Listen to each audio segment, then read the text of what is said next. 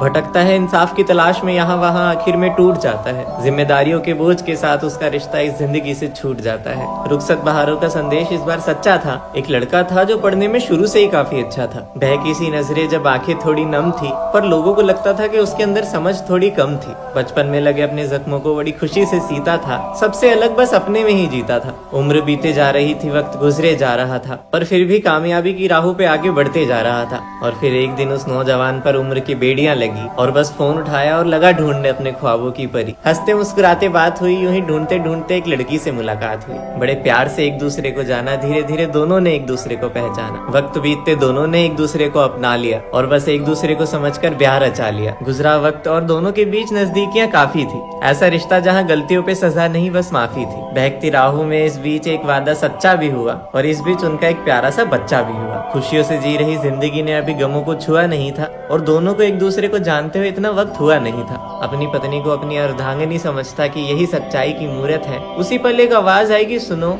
मेरे घर वालों को थोड़े पैसों की जरूरत है। सच्चाई पे पर्दा डालकर गमों के बिस्तर पे लेटा रहा, आंख बंद करके अपनी कमाई का एक एक सिक्का देता रहा और ऐसे करते करते करीब 15 से 20 लाख रुपए वो दे चुका था अपने ससुराल वालों को। वक्त बीता और मांग ज्यादा बढ़ने लगी। दिन पे दिन नई कामियां निकाल कर न जाने वो क्यों लड़ने लगी। बीते महीने में उसकी मांगे हर बार थी, पर इस बार उसकी मांगे कुछ ऐसी थी जो उसे नागवार थी। पर ठीक था, आखिर जिस्म की प्यास बुझाने वो बाहर थोड़ी न जाती। अब जो ख्वाहिशें थी वो अपने पति से थी, तो गैर मर्द को गले क्यों लगाती। और अगर बाहर जाती तो उसे धोखेबाज कह दिया जाता। उसने शादी की थी, उसकी भी कुछ तमन्नाएं थी। अच्छा होता दोनों साथ रह लेते, पर अगर वो अपने जिस्म की प्यास बुझाने बाहर जाती तो सब उसे धोखेबाज कह देते। उसकी कुछ ख्वाहिशें थी जिनकी मांग वो अपने पति से करती रही, पर इस बार सौदा दौलत का नहीं था, फिर भी वो लड़ती रही। लेकिन वक्त गुजरते जब दोनों को पता चला कि इस बीच कभी कोई मेल था ही नहीं और बस एक दिन उसने पूछ ही लिया अपनी पत्नी से कि तुझे मेरे साथ रहना है या नहीं। इस बीच अब और लड़ाइयाँ होने लगी। जब अपने पति का मनचाहा प्यार नहीं मिला तो वो अलग ही सोने लगी।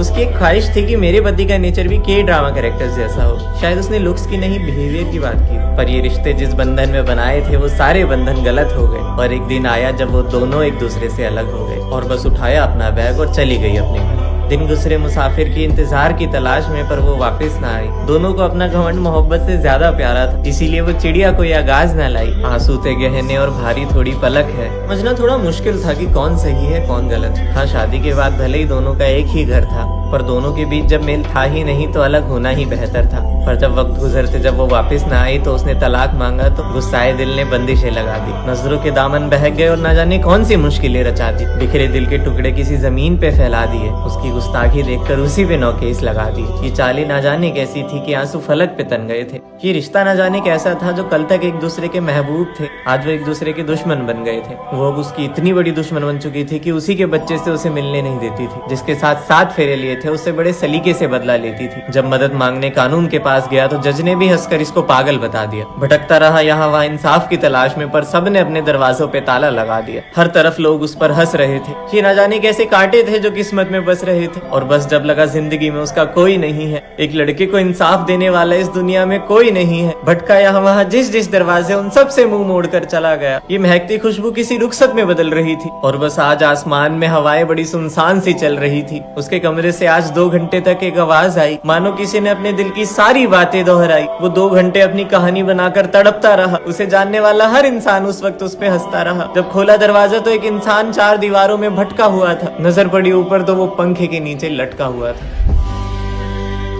क्यों लड़कों के साथ ऐसा होता है?